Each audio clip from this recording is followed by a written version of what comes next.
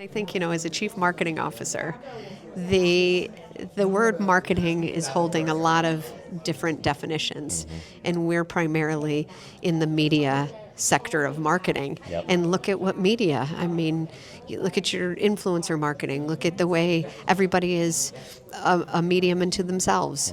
And I think because of that shifting definition, analytics, product, tech, the lines are so blurred as to how we deliver and earn people's trust. How are we communicating to them?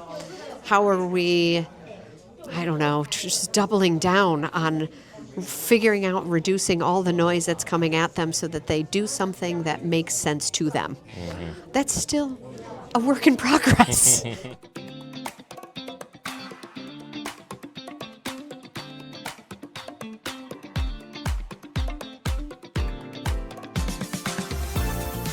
What's up, everybody? I am here with Amanda DeVito, the CMO of Butler Till, and we are coming to you live from the Possible Show in beautiful Miami, Florida. How's it going? It's going well. Nice. I'm laughing over beautiful Miami, Florida, because that's not, you need like a backdrop of an ocean and a beach. Yeah. Which apparently I've never seen. We're stuck in the press center today, but we good to be promise stuck you with it's you. beautiful and amazing outside. So, how's your Possible been? So it's so funny. I was walking here and I thought to myself, we have a guiding purpose, and it took us about a year to come up with this guiding purpose. And you're going to maybe laugh because this is the guiding purpose. Create connections, make a difference. Oh, I love that. Now, it took so long because obviously we're a media organization, and media is now heavy in product and heavy in tech and analytics and measurement. And ultimately, our purpose is create connections, make a difference. Yeah. That is why Possible is just phenomenal. Yeah, it is yeah. still, It's like the Super Bowl. it is the Super Bowl. It is the amount of partner conversations you can have, bringing a client here and just letting him or her experience what we're in every day. Sometimes we take it, I think, for granted of all the noise and all the dynamics, but you walk these halls and we have an incredible industry that does nothing but adapt and shift and change. And not too many industries can say that. Yeah, and do it with a bunch of smiles on our faces. Still. Yeah, totally, yeah.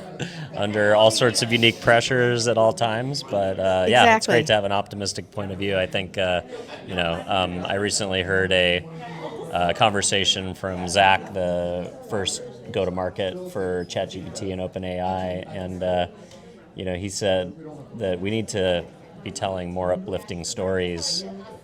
And it's, brands' job to do so because there's a lot of fear out there. There's fear about AI from the perspective of job security. There's fear, with the idea that it's, surveillance state. It's fear that it's going to be the Terminator and kill us. There are all sorts of fears, but there's also tremendous optimism. A lot of people are comparing it to the third industrial revolution. And I keep coming back to a beautiful case study that I heard this week where IKEA was able to get rid of their entire customer service department. People sitting on the phones telling people how to use an Allen key to assemble, balsa wood, drawers and bed frames. And yes, all those people were displaced from the call center and they were moved into the showroom, handed iPads, retrained as interior decorators. How great is that? Now it's an entire new line of business for IKEA. They're making way more money putting those people in front of customers on their showroom and reimagining the retail experience and retraining people in work that's way more meaningful than sitting on a phone or in a call center trying to help people with their problems. Yeah. And that is, I have hope. I know hope is not a strategy, but I still have a lot of hope that those stories are going to start to come out more and more, and we're going to start to recognize that, if anybody's saying, oh, I wonder if it's going to take my job, or I'm worried about it taking my job, you're just sort of asking the wrong question. It should be, how do I continue to adapt in this current state, and how do I continue to be relevant, and what does that look like? And I think companies just are thinking that way. I think employees need to think that way.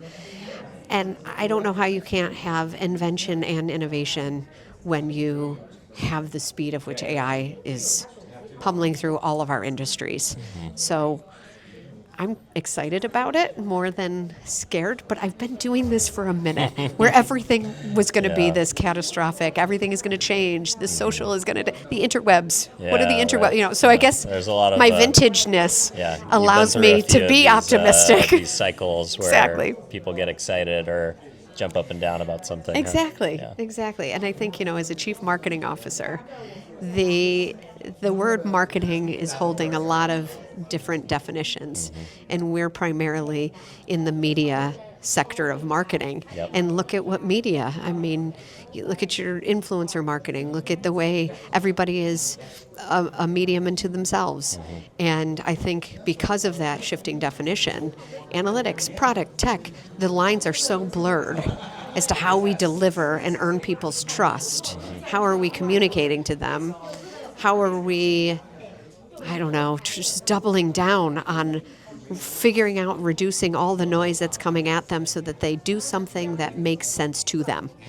That's still a work in progress with all the tech, with all the tools. It's still, I think about how many times I get served up things but I'm on my phone, but it's like, so attention, and I think we're going to get more into biometrics. I mean, it's all very cool stuff. Yeah, as long as the person on the receiving end, it's relevant. Yeah, it feels like, I've always been a fan of giving away my data as freely, and, my position has always been, I'm not doing anything illegal, so who cares? Right. The more that the internet and the algorithms know about me, and the more that they can serve me relevant experiences or customize my journey through technology, the more valuable it becomes to me.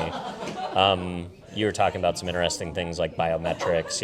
I'm wearing 2 connected devices at the moment. My watch is Garmin enabled, which connects to my Strava account, which is then connected to my Oura ring that tracks my sleep.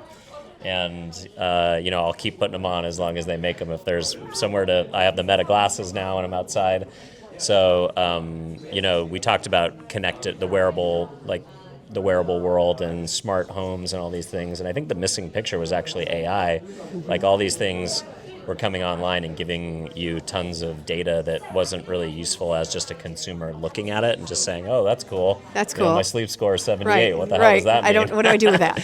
But now with AI, there's a way to synthesize that and make it actionable to consumers. I talked to a gentleman the other day that, did the trendy thing right now, which is get your blood work done and feed it to AI and, go have a conversation with your doctor or your nutritionist or whatever. Yeah, power of the knowledge at our fingertips. Data synthesis from the consumer perspective. How do you think that could be used by media partners to better target with opt-in privileges, of course? You said it. Personalization, customization. I mean, we're really heavy in a lot of regulatory industries, and I think when you're in a regulatory environment, just like you were saying earlier, the ones that I see continue to push themselves are the ones that see the constraint, recognize the constraint, and figure out a way with that constraint, how do we continue to innovate? Obviously, we're an employee-owned, women-owned, women-led agency. So I kind of, let's go. And I think the piece for us is, at least the way I think about it is, I'm personally at the intersection of growth and truth. So our job is to make sure that we're continuing to deliver for our clients, making sure that we're presenting more ideas for them to say no to. And when you think about this environment that they're in, even in a regulatory environment, we want to be able to, how can we help you tell this story inside, get with, any sort of legal review to just push things further and farther. Because where AI is kind of creating fear in a lot of people, I think our clients are really embracing it and saying, okay, tell us where we need to go and how are you going to help us get there? Where are you going to be part of the solution? Yeah. And I always see, I remember I've been doing this so long that I remember, in an hour meeting, 55 minutes was creative and 5 minutes was media. Now I'm seeing, 55 minutes on the media discussion, because I think media really is almost, you kind of got to be a business consultant. Yeah. You got to understand, you got to zoom out and look at the macro environment before you even think, how am I going to connect? Yeah. This piece of content is so important to the pipes that it's running through now. Completely. Where it shows up. You can't. And then it's a feedback loop, right? So great creatives are really great content curators, and I think where they're thinking through is, okay, cool, tell us what is the data saying, how do we then, and look at AI with creativity, how do we change it so that it's going to resonate? Yep. To your point, I've never had anyone out of the many, many years I've been in this go, oh my God, I really don't like ads. What you don't like is irrelevant content. You don't like things coming at you that just don't make sense. Like, why am I? What did I click on? Like, I start blaming myself when I get wrong content. I know one that I hate is my podcasting platform that I use. It's a great tool. It's called Restream. Every night I sit down and I watch my podcast programs that are my news hour for 1 to 3 hours, and like 25% of them are from the company that I already support and I already spend money with. It's like, I literally want to cancel you because you're doing this to me, but I can't because the product's too good. But like such simple things, like just having a negative targeting list against your customers. You'd think that there would be. Think that maybe AI can help. Look at brand safety. Efficiencies. I don't want to be on that. I mean, it's just the entire ecosystem is exactly that. It's an ecosystem. I think instead of delivering a campaign, you're delivering an experience, and what does that look like, and how do they all work together? And you get with the right content, you get with the right messaging, you get with the right delivery, and you then get the right data in return. I mean, listen, Butler Till, we've been around for a very long time, 1998, I think, in the 1900s. And I think the reason that we just continue to have this trajectory of growth, it comes down to one thing. You have to deliver outcomes, and you have to be an accountability agency. Yeah. So it's not about being the biggest, especially in an AI world. The biggest doesn't always equate to growth. That are having the most challenges right now. But I want to be the most accountable. I want someone to go, you know what? That is one hell of an accountable agency. And so the plan gets built, delivered, and we're still delivering on it every day, always. And for me, I'm always checking in. Did we do and say? And do we continue to do and say everything we said we were going to say and do from the very first meeting that we had? And, you have to ask those questions. And if we're not, okay, let's talk about that. I think people genuinely want really strong, long-standing relationships. Yeah. But they only are going to stay with you if you continue to push them.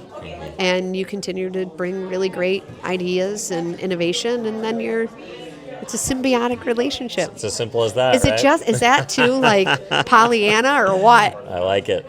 Well, if folks want to continue to follow along with your thinking or connect with the agency, where do you want to send folks? And follow me on LinkedIn, Amanda DeVito, AMANDADEVITO. No relation to Danny DeVito at all, unfortunately, because I think he's just a hilarious actor. But I would say LinkedIn tends to be primarily my hub. Spot. And butlertill.com will always stay up on, the current events. Then we've got opportunities to link in with us through email and all that good stuff. Let's go. Thanks for coming on, Amanda. Appreciate your time. Same. Cheers. Same.